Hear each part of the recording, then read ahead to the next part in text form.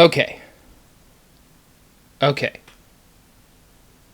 I'm trying to figure out how to do this. I really want to kind of approach this in a way that is not going to upset people, because I'm just going to come right out and say I did not like this movie. But, you know, there are some of those movies that I see where, like, I had a really bad time, and I will say, what the hell were they trying to pull? And I'll try to call them out on their bullshit. And then there's a movie like this, where I had just as bad a time at this film as I have any film that I've ever disliked. But this one gave me more of the reaction of what happened here. How did they make so many consistent mistakes that culminate into such a bad film? I really want to know. I almost feel sorry for this film. I had a terrible experience watching it, but there were one or two times where I saw the potential to make something that could have been even minorly special, and they completely missed the mark so badly in this. But I have been told that there are people out there who really liked this movie. I am told that there are people who are really excited just to have another Wizard of Oz film and to maybe open up the possibility of more and to revisit that world and to give the franchise kind of a new life that may be sustainable going down the line. And to those people, I'm happy. You know, I'm a big fan of the Narnia series. The Narnia films, it turns out, did not pan out. And if this does end up panning out, and that makes the Oz fans happy, then I'm happy. So I'm approaching this just a little bit differently, because I'm actually not mad at this film. I'm just very, very confused as to how this happened. There was one part in the film, there was one brain-dead part of the plot that actually made me mad. Other than that, I'm really just disappointed. The biggest problem in this film for me, over and above the lack of any real kind of a story or any real kind of a sense of being immersed in that world, or really having a sense of what that world is about and who occupies it. The biggest problem with this film for me are the characters. They are so flat and so lifeless and just dead behind the eyes. It was almost like watching the characters in this film was almost like just watching a table read, where all the actors are sitting there and they're reading the lines, but they're just reading the lines. They haven't really added anything to the character on the page yet. They're just saying the lines. And particularly the two leads, James Franco, who I really like, and what is her name? God, I cannot do names. You know who I'm talking about, the girl from that 70s show. I'm so sorry to refer to her as that. She's not just that character. I like that actress. I cannot remember her name. I could Google it, but I want to keep everything fresh in my mind. I like both of those actors a lot. They contribute nothing to this film. I mean, there are just no characters to speak of, and you really need that. One of the joys of The Wizard of Oz is who is going on these journeys. In the original Wizard of Oz, you had Dorothy, who gets dropped into that world, and there's such a look of awe and wonder and a little bit of suspicion and even fear when she's walking around the Munchkin Land for the first time. James Franco gets dropped into this world, and honestly, he does not care. Like the man barely reacts. He's happy to be alive, and I get that, but he's dropped into, at the beginning, it's a very strange and beautiful place, and he just kind of acts as if, okay, I guess I'm here now, and then he proceeds from there. There really was no transition between being in his comfortable world and being in a world that he should be unfamiliar with. He just kind of goes with the flow and doesn't really care from there. And immediately after he gets dropped in this world, he meets up with the female lead, and they begin a budding romance almost immediately. And as soon as it happened, they begin this scene where the two of them are dancing together, and kind of a kiss ensues. And I actually said, I saw this alone, but I said to myself, too early. You guys are doing this too early. We do not know who these people are yet. We don't know who this woman is yet. We don't know what she's like. We don't know what she wants. We don't know who she is. You need to know those things in order to care about a budding romance. And I said to myself, wherever they think they're going with this, it's not going to pan out. They started this too early, and it's going to either get out too late, or it's going to go somewhere that there's no possible way it could ever get to, because these two don't know each other yet. The budding romance was the very first thing that happened between these two, and that became a very big problem, especially with where they go with that. So from here on out, it's very difficult to explain what the story is, because there really isn't one. We know that the Wizard of Oz is supposed to, he's this prophesized savior who's going to save them from someone, but it's a little unclear not only who that someone is, but what that someone has done yet. I did not feel that I was aware enough of where the threat was and who the threat was towards to really care about this prophecy. We see one destroyed city in this film. We don't really see any of the victims except for one. But other than that, everyone seems to be proceeding as normal, as if there's no problem at all.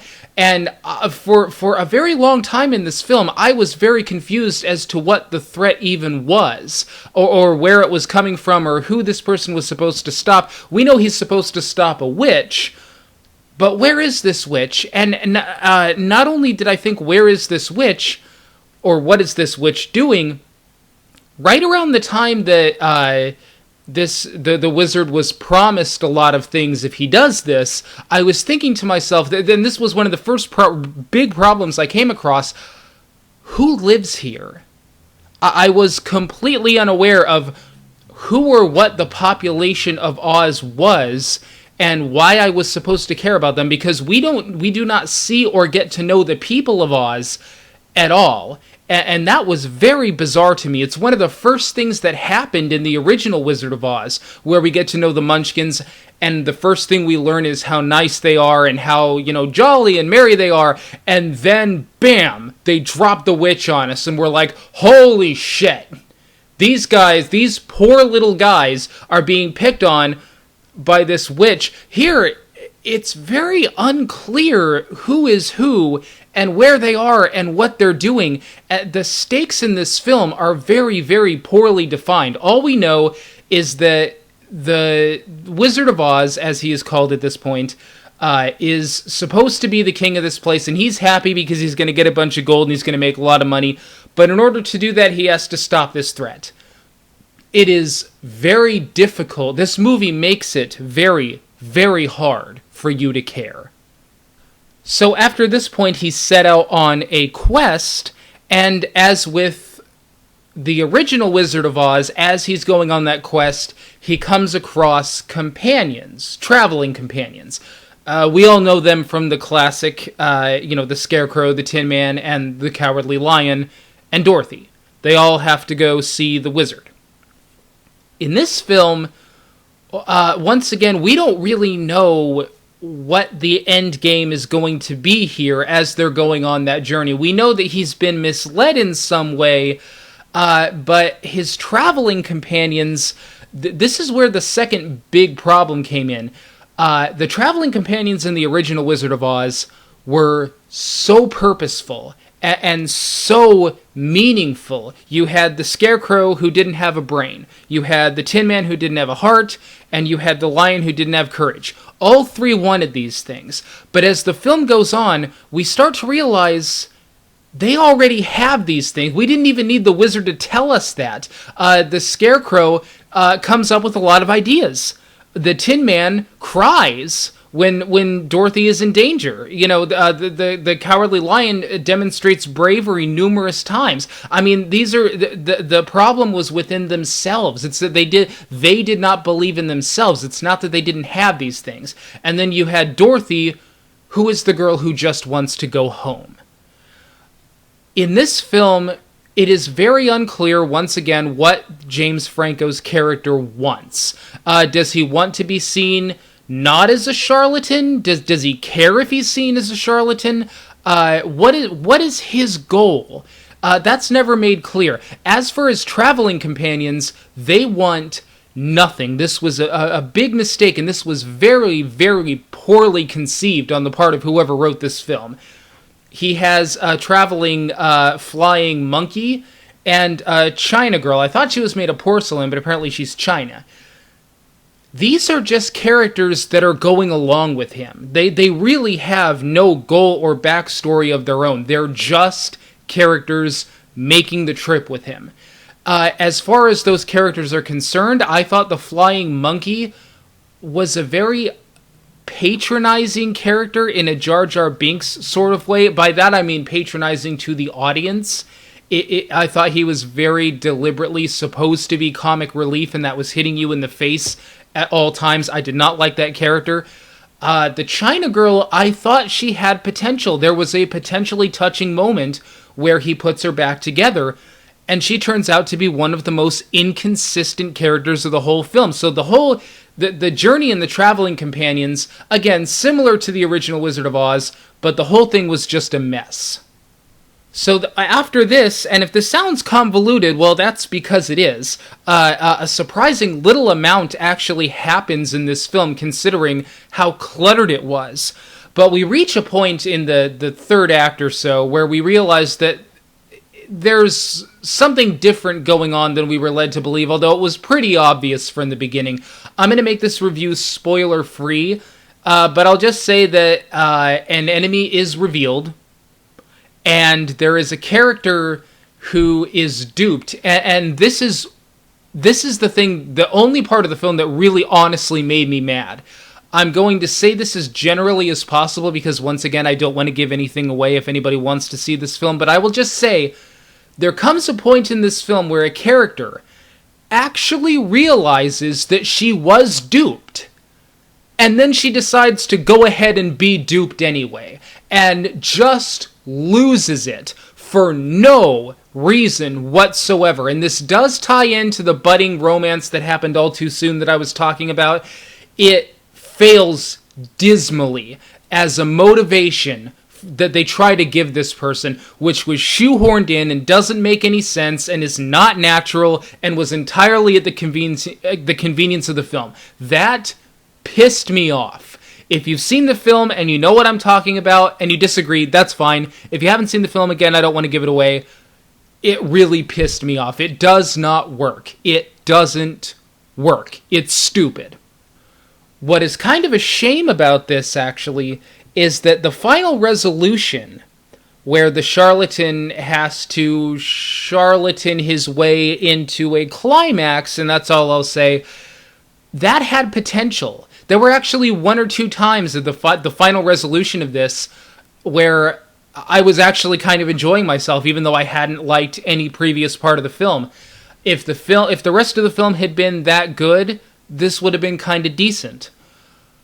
I think I've said as much as I can without giving anything away.